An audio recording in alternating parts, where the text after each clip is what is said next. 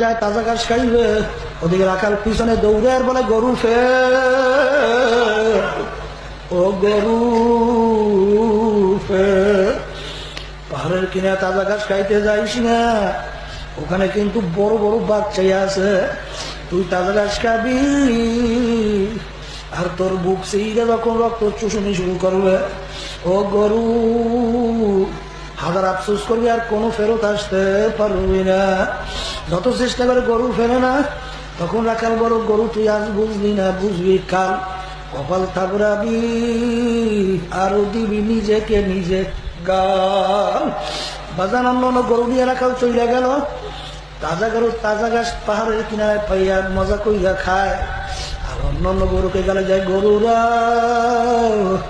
আমার কথা মানো নাই, আমি কত সুন্দর তাজা ঘাস খাই, তোরা মরা ঘাস খাবি।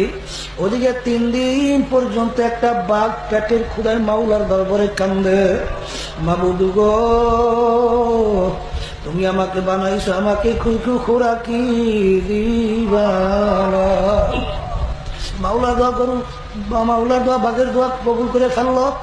পিছনে দিকে ফিরে রেখে গরু ঘাস খায়, মাওলার দোয়ার শুকরিয়া আদায় করে খপ করে যখন গরু ধরলো, আর সিনা পাইরা যখন রক্তের চুষুনি শুরু করলো, গরু আফসুস করে, আফসুস কেন রাখালের রশি গলায় লাগাইলাম না, কেন মজার ঘাস খাইতে আসলাম, নইলে তো বাঘে আমাকে ধরতে পারতো না। আল্লামা রুমি রহমাতুল্লাহ, ওরে মানুষ